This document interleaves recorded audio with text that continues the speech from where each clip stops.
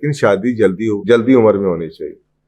लेकिन सिर्फ ये कहना कि जल्दी छोटी उम्र में होनी चाहिए ये भी काफी नहीं है कि साइकोलॉजिकली इसकी क्या उम्र होनी चाहिए, but this is not it, ये ही सब कुछ नहीं है, क्योंकि अब और बड़े मसले आने शुरू हो गए हैं।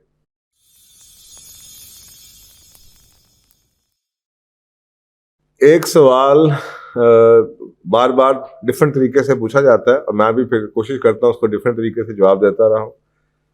शादी की आइडियल उम्र क्या होनी चाहिए? देखें, ये कोई भी इतना आसान सा जवाब नहीं है, बड़ा कॉम्प्लिकेटेड क्वेश्चन है।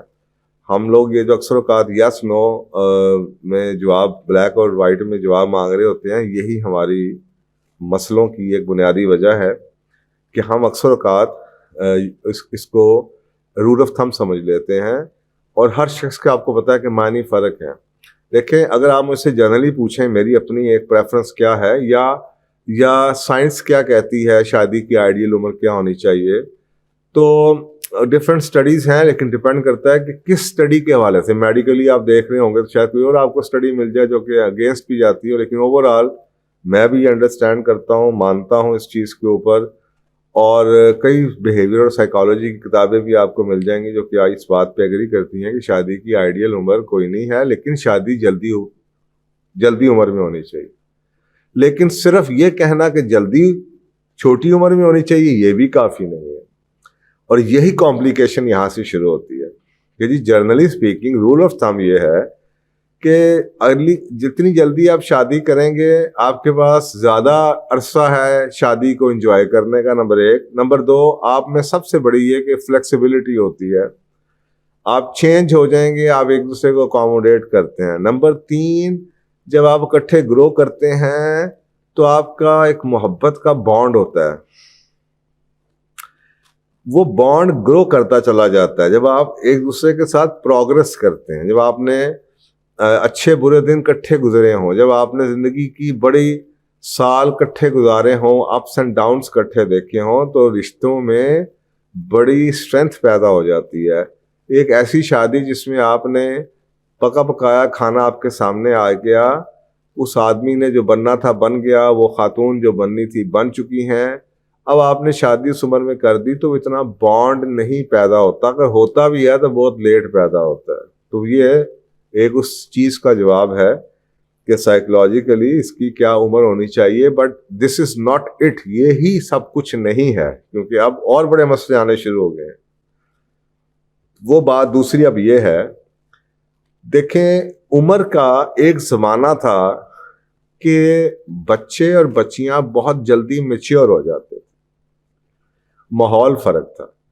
बच्चे बाप के साथ फार्म पे रहते थे, बच्चों में जिम्मेदारी का एहसास बहुत ज्यादा था, घरों के वो कल्चर नहीं थे जो आजकल हैं, बच्चे स्कूलों में नहीं भिजवाए जाते थे, बच्चे घरों में पलते थे। तो बच्चे बहुत जल्दी माँ बाप के साथ जिम्मेदारी शेयर करना शुरू कर देते थे। माँ बाप की बहुत ट्रेड्स, अपने ख़ानदान की रस्म व रवाज, उनमें बहुत जल्दी आ जाती थी, उनको समझ आ जाती थी कि माँ कैसे हैंडल करती है, बाप कैसे हैंडल करता है, इनके प्रैक्टिकल लाइफ उनकी जल्दी शुरू हो जाती थी।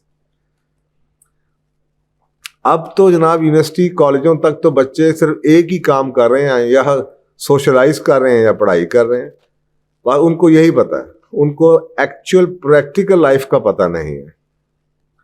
ड्रामों का असर बहुत ज़्यादा है, सोशल मीडिया का असर बहुत ज़्यादा है, तो वो जो एक तरह से मैच्योरिटी होती थी जो कि एक्सपीरियंस से आती है, प्रैक्टिकल लाइफ से आती है, वो मैच्योरिटी अब उतनी ज़्यादा नहीं। अब वो मैच्योरिटी सिर्फ मेंटल मैच्योरिटी और साथ इमोशनल मैच्योरिटी होती थी।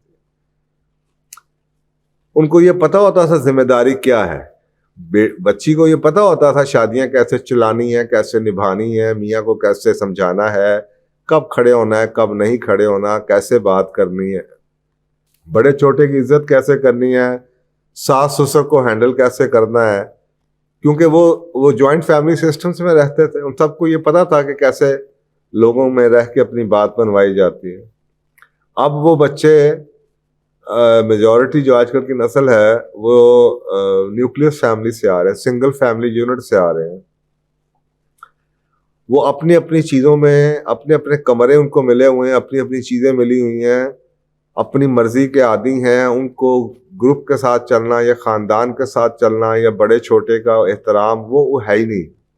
तो वो जो एक मेंटल मैच्योरिटी होती थी कि एक चीज़ पसंद है बस पसंद है, और इसी तरीके से इमोशनल मैच्योरिटी जिस पे अपने जज्बात पे काबू रखना था, सबसे बड़ी बात दूसरे के जज्बात को समझना था, वो नहीं थी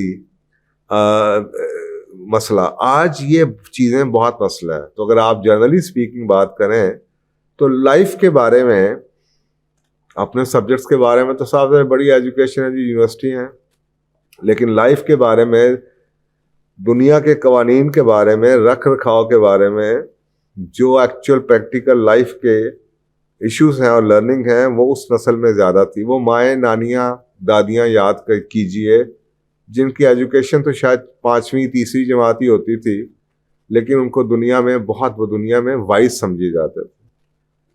तो वो आजकल ऐसा नहीं है। आजकल आपको वो बच्चे वैसे तो नज़र आएगा यूनिवर्सिटी के स्टूडेंट्स हैं या कॉलेज हैं या ग्रेजुएट हैं या डॉक्टर इंजीनियर हैं, लेकिन आपको उनमें मेंटल और इमोशनल मैच्योरिटी नज़र नहीं आती, जो कि बहुत ज़रूरी है शादी को करने के लिए और शादी को निभाने के लिए। आप एक ऐसा लड़का जो वैसे तो मास्टर्स कर चुका है, जॉब उसको मिल चुकी है, उम्र उसकी 26, 27, 28 साल है, लेकिन वो माँ बाप के खर्चे पे है, माँ बाप के घर में रहता है, जिम्मेदारी का उसको एहसास नहीं है, उसने सारी शेयर्ड रिस्पॉन्सिबिलिटी से वो चल सकता है।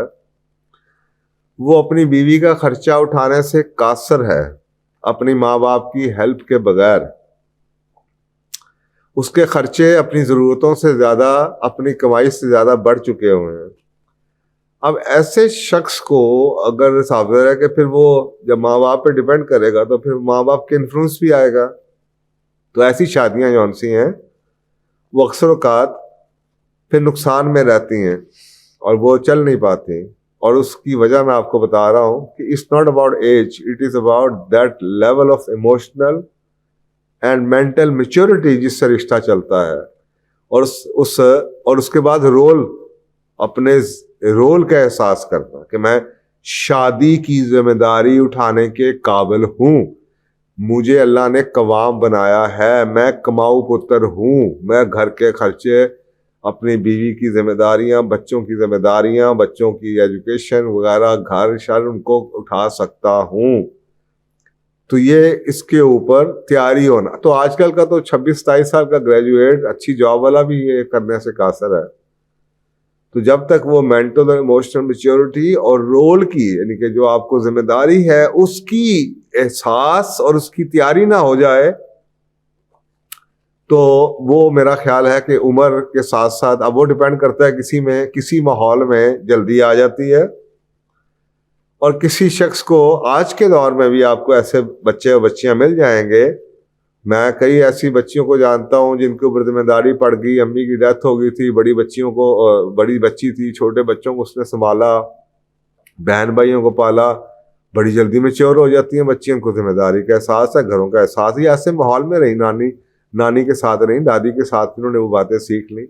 ऐसे लड़कों को मैं जानता हूँ, बाप की डेथ हो गई बहुत यंग उम्र में, वो जनाब 14-15 साल की उम्र में, 12 साल की उम्र में उन्होंने कमाना शुरू कर दिया है। वो 14-15-16 साल का लड़का इतना मैच्योर कि आप सोच नहीं सकती, वो माँ को भी जिम्मेदारी उठा रहा है, बच्चियों की भी उसने जिम्मेदारी उठाई है, अपनी बहनों की।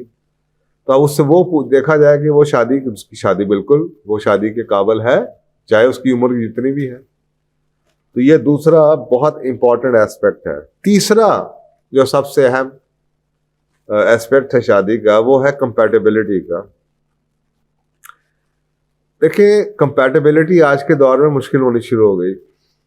एक जैसे खानदान नहीं मिलते, एक जैसे बिलीफ्स नहीं मिलते, मुआशरे के अंदर इतनी ज़्यादा डिवीजन कभी भी नहीं थी। मुआशरे में एक ही घर में रहने वाले 4 डिफरेंट पार्टियों के आपको लोग मिल जाएंगे, 4 डिफरेंट सोचों के लोग मिल जाते हैं। पहले कभी ऐसा नहीं होता था। पहले एक घर था तो एक ही सोच थी, एक खानदान था, एक ही सोच हुआ करती थी। अब ये मुआशरे में, इसको जो टेक्निकल वर्ड यूज़ किया, पोलैरिटी बहुत ज़्यादा है, पोलराइजेशन बहुत बढ़ चुकी है मुआशरे के अंदर। तो ये जो पोलराइजेशन मुआशरे में बढ़ जाती है तो कंपैटिबिलिटी भी उतनी मुश्किल होनी शुरू होगी। तो अगर आपको एक कंपैटिबल प्रपोजल मिल जाता है तो फिर आपको इसका इंतजार नहीं करना चाहिए।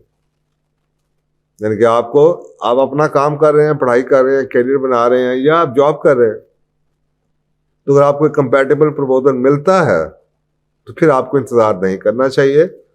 मैं कुछ ऐसे केसेस को जानता हूं जहां पे एक बच्ची थी, मेडिकल की 2nd ईयर की बच्ची थी, उसका रिश्ता आया और उसको उसके माँ बाप ने रिजेक्ट कर दिया कि अभी तो बच्ची पढ़ रही है।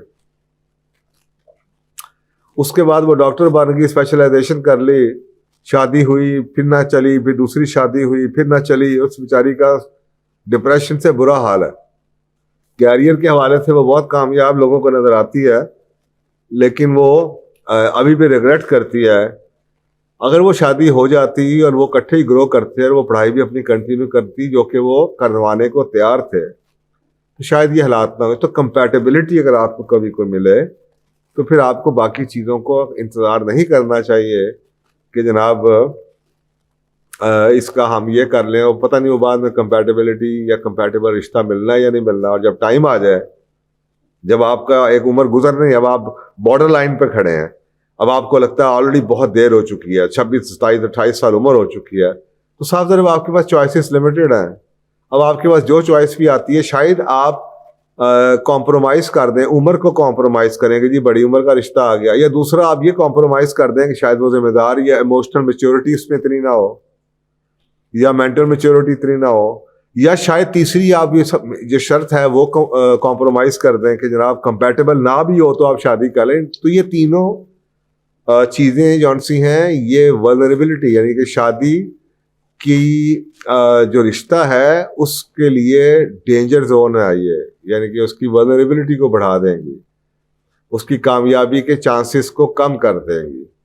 तो इसलिए माँ बाप को भी इस चीज़ का एहसास होना चाहिए कि ये 2-3 चीज़ें जब भी रिश्ता आता है ये ज़रूर ओपन रहें, ओपन माइंडेड रहें। ठीक है, पाकिस्तान के कानून बन गए 18 साल से कम उम्र शादी नहीं हो सकती वगैरह वगैरह, लेकिन उसके बावजूद चले 18 के बाद तो आपके पास चॉइस है ना कि आपने 18 से लेकर 28 तक अपने बच्चे की शादी कब करनी है।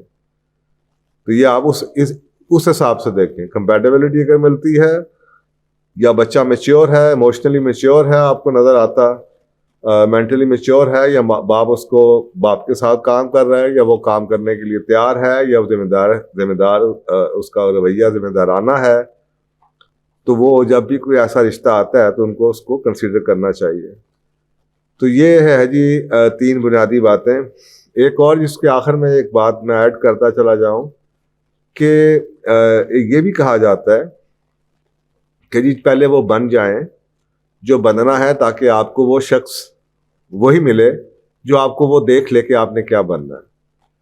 इसके कुछ फ़ायदे हैं, कुछ नुकसानात हैं। आप ये देखें कि अगर आप एक खातून है जो डॉक्टर हैं या कोई प्रोफेशनल हैं, ये जॉब कर रही हैं या टीचर हैं, अब आप टीचर बन गई, अब आपको जो रिश्ता पसंद आएगा, चांसेस ये हैं कि शायद वो आपकी अपनी खूबियों से हट के आपको टीचर के रोल में या आपको एज अ वर्किंग वूमन के रोल में पसंद किया गया है। उसके बाद अगर कल को आप जॉब छोड़ना चाहेंगी तो शायद आपके लिए जॉब छोड़ना मुश्किल हो जाए।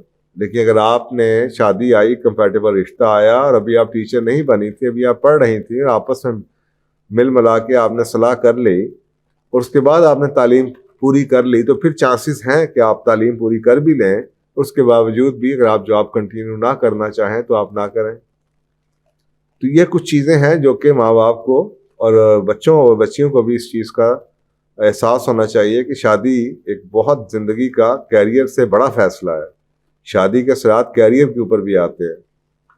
तो ये अगर आप मुझसे पूछें ज़िंदगी के 2 बड़े अहम फैसले, तो एक सबसे बड़ा फैसला तो शादी का है, क्योंकि इसके असरात सारी ज़िंदगी आपके साथ हैं और ये ना भी यानी कि छोड़ के भी ये असरात आपके साथ हैं। और ज़िंदगी का दूसरा बड़ा फैसला जो उनसे है वो आपका कैरियर है। तो ये वो जिसको अक्सर औक़ात हम समझते हैं शायद पहला बड़ा ज़िंदगी का फैसला है, लेकिन मेरे ख्याल में वो सेकंड बड़ा फैसला, सबसे बड़ा फैसला शादी का है। आपके बच्चों की तरबियत, आपके ख़ानदान, आपकी जो वाइफ है, जो बेगम है, उसके से चलना, तरबियत उधर से शुरू होनी है। आदमी ने तो कमा के लाना है, तरबियत तो वहाँ से आनी है। तो अगर आपने वहाँ पे गलत फैसला कर दिया तो उसकी रिपरकशंस जो हम सारी ज़िंदगी आपके साथ चलेंगी। तो ये है जनाब इसका कॉम्प्लिकेटेड क्वेश्चन का कॉम्प्लिकेटेड जवाब कि शादी की आइडियल उम्र क्या होनी चाहिए, इसको सबको सामने रखते हुए अपना फैसला आप खुद कर लीजिएगा। Thank you.